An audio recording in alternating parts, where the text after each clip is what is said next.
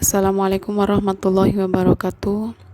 Puji syukur kehadirat Allah Subhanahu wa Ta'ala, karena atas limpahan rahmat yang telah diberikan, kita bisa bertemu lagi dalam mata kuliah aspek hukum dalam bisnis.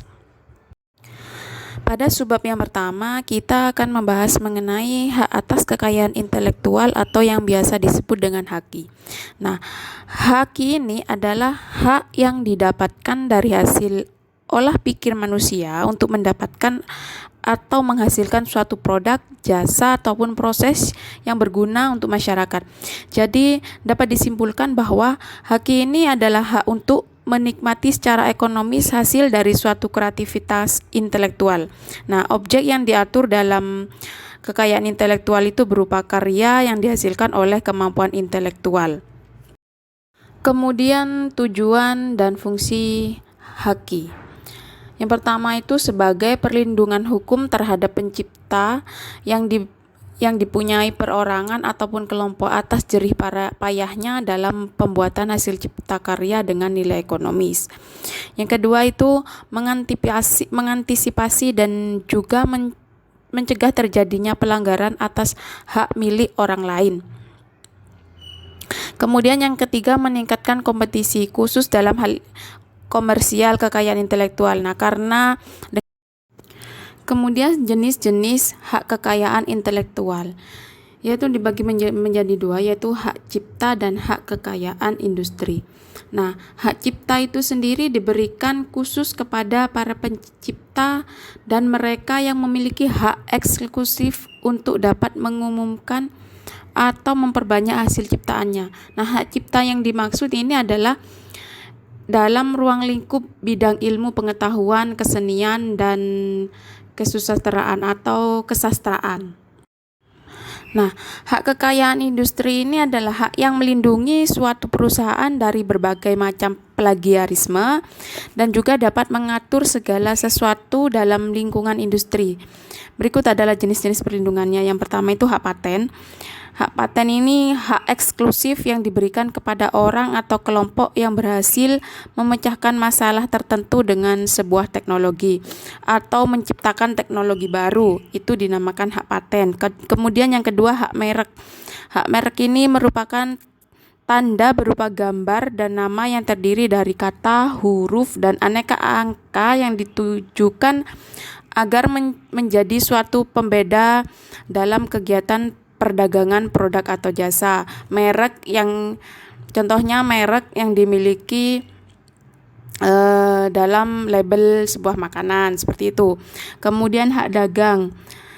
Nah, hak dagang ini merupakan rahasia dagang atau hak informasi yang berkaitan dengan teknologi atau bisnis dan memiliki nilai ekonomi namun tidak perlu diketahui oleh masyarakat. Itu hak rahasia yang dimiliki oleh perusahaan. Yang kedua itu desain industri, misalnya komoditas industri atau kerajinan tangan, itu untuk kerajinan tangan. Kemudian letak geografis itu termasuk hak kekayaan industri. Kemudian yang keenam itu tentang desain tata letak atau sirkuit terpadu. Kemudian dasar hukum tentang hak kekayaan intelektual. Yang pertama itu tentang hak cipta. Hak cipta ini diatur dalam Undang-Undang Nomor 19 Tahun 2002, kemudian diganti dengan Undang-Undang Nomor 28 Tahun 2014. Ini merupakan sebuah penyempurnaan dari undang-undang sebelumnya. Kemudian tentang hak paten itu diatur dalam Undang-Undang Nomor 4 Tahun 2001.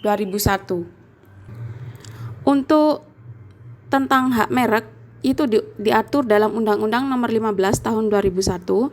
Kemudian tentang desain industri diatur dalam Undang-Undang Nomor 31 Tahun 2000, dan tentang desain letak tata sirkuit terpadu diatur dalam Undang-Undang Nomor 32 Tahun 2000. Kemudian tentang rahasia dagang diatur dalam Undang-Undang Nomor 30 Tahun 2000. Kemudian mengenai hukum perlindungan konsumen. Nah, perlindungan konsumen itu sendiri adalah segala upaya yang dapat menjamin adanya kepastian hukum untuk bisa memberi perlindungan kepada konsumen. Nah, konsumen ini dilindungi oleh negara. Nah, undang-undang yang mengatur tentang perlindungan konsumen ini yaitu nomor 8 tahun 1999 tentang perlindungan konsumen, di mana undang-undang itu berbunyi tentang lahirnya undang-undang ini memberikan harapan bagi masyarakat Indonesia untuk memperoleh perlindungan atas kerugian yang diderita atas transaksi suatu barang dan jasa. Nah, undang-undang ini menjamin adanya kepastian hukum bagi konsumen. Maka konsumen itu punya perlindungan di dalam negara ini. Kita lanjut ke hukum perdagangan internasional. Nah, hukum perdagangan internasional ini merupakan sekumpulan aturan yang mengatur hubungan-hubungan komersial yang sifatnya perdata. Aturan-aturan hukum tersebut mengatur transaksi-transaksi yang berbeda negara. Misalnya gini, suatu negara yang diimpor oleh negara kita itu akan masuk dengan pajak. Pajak itu disebut bea cukai, itu merupakan sebuah hukum internasional. Sebaliknya, bila negara kita melakukan ekspor, nah di negara luar itu kita akan juga dikenai pajak. Nah, itu contoh kecilnya. Kemudian tujuan dari hukum perdagangan internasional ini yang pertama itu kita bisa lihat perlindungan kegiatan perdagangan yang menjadi satu-satunya cara yang membangun ekonomi suatu negara. Kemudian mencapai perdagangan internasional yang stabil. Nah, kemudian menghindari kebijakan dan praktik perdagangan internasional yang merugikan negara lainnya. Kemudian meningkatkan volume perdagangan dunia, dan yang terakhir menciptakan perdagangan yang menguntungkan bagi pembangunan ekonomi di setiap negara. Jadi istilahnya itu saling timbal balik. Selanjutnya, penyelesaian sengketa bisnis. Nah, penyelesaian sengketa bisnis ini yaitu suatu penyelesaian perkara yang dilakukan antara satu pihak dengan pihak yang lain yang bermasalah. Nah, penyelesaian sengketa bisnis ini terdiri dari dua cara. Yang pertama itu litigasi atau melalui pengadilan, dan yang kedua non-litigasi yaitu di luar pengadilan. Nah, di litigasi di dalam pengadilan ini diproses melalui hukum. Kalau non-litigasi ini biasanya melalui beberapa tahap yang tidak melalui hukum. Nah, sarana terakhir dalam proses penyelesaian sengketa melalui litigasi itu merupakan sarana terakhir atau tidak dapat dikomunikasikan lagi.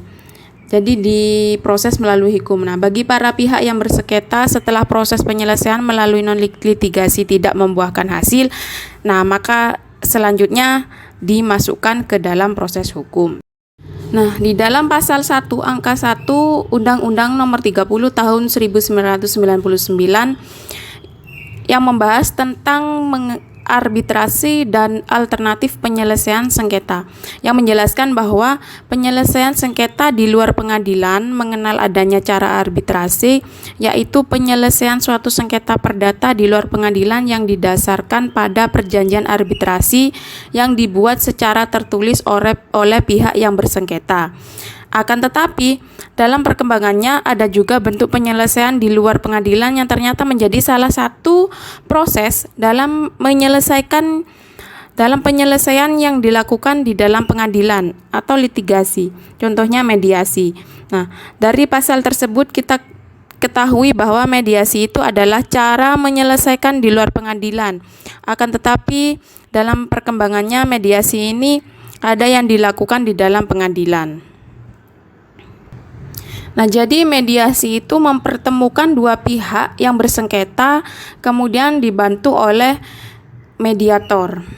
Selain mediasi, ada beberapa penyelesaian sengketa bisnis melalui non-litigasi, yaitu ada juga konsultasi. Konsultasi ini suatu tindakan yang dilakukan oleh satu pihak dengan pihak yang lain yang merupakan yang dilakukan dengan pihak konsultan. Kemudian negosiasi. Negosiasi ini penyelesaian yang dilakukan di luar pengadilan dengan tujuan untuk mencapai kesepakatan bersama atas dasar kerjasama. Kemudian konsoliasi. Nah, konsoliasi ini dibantu oleh konsoliator yang berfungsi menengahi para pihak untuk mencari solusi dengan mencapai kesepakatan. Kemudian penilaian ahli. Pendapat para ahli untuk suatu hal yang bersifat teknis dan sesuai dengan bidang keahliannya. Itu didampingi oleh para penilai ahli itu. Jadi nanti masalahnya tuh dinilai. Kemudian hukum asuransi. Nah, hukum asuransi ini adalah aturan yang tertulis yang mengikat peserta dan perusahaan asuransi untuk mentaati perjanjian yang sudah disepakati. Perjanjian tersebut biasanya terdiri dari hak peserta yang mendapatkan perlindungan dan sebagai gantinya peserta membayar premi kepada perusahaan asuransi. Seperti premi itu seperti menabung ya. Nah, sedangkan di dalam Undang-Undang Nomor 2 Tahun 1992 tertanggal 11 Februari 1992 tentang usaha perasuransian, dikatakan bahwa asuransi atau pertanggungan adalah perjanjian yang terjadi di antara dua pihak atau lebih, di mana pihak penanggung mengikat diri kepada pihak tertanggung dengan cara menerima sejumlah premi asuransi untuk memberikan layanan penggantian kepada tertanggung akibat adanya kerugian, kerusakan atau kehilangan keuntungan yang diharapkan, atau tanggung jawab hukum kepada pihak ketiga yang mungkin akan diderita tertanggung akibat terjadinya suatu peristiwa yang tidak pasti, atau memberikan suatu pembayaran yang dilakukan karena meninggal atau hidupnya seseorang dipertanggungjawabkan. Nah, itu yang bertanggung jawab semuanya adalah pihak asuransi. Kemudian beberapa hal penting mengenai asuransi. Yang pertama, perjanjian asuransi wajib memenuhi pasal 1320 KUH Perdata, di mana perjanjian tersebut bersifat adhesif, yang artinya isi perjanjian tersebut telah ditentukan oleh perusahaan asuransi melalui kontrak standar. Jadi pihak asuransi dan peserta asuransi itu harus mengerti tentang kontrak standar asuransi. Kemudian yang kedua, di dalam asuransi terdapat dua pihak yang terlibat pada perjanjian tersebut. Nah, ini yakni pihak penanggung dan pihak tertanggung, yang mana kedua pihak ini berbeda. Kemudian asuransi memiliki sejumlah premi yang merupakan bukti bahwa tertanggung setuju untuk melakukan perjanjian asuransi. Premi itu kita membayar kepada pihak asuransi, kemudian kita nanti mendapatkan timbal baliknya gitu. Kemudian yang keempat, perjanjian asuransi membuat pihak tertanggung dan pihak menanggung terkait untuk melaksanakan kewajiban masing-masing.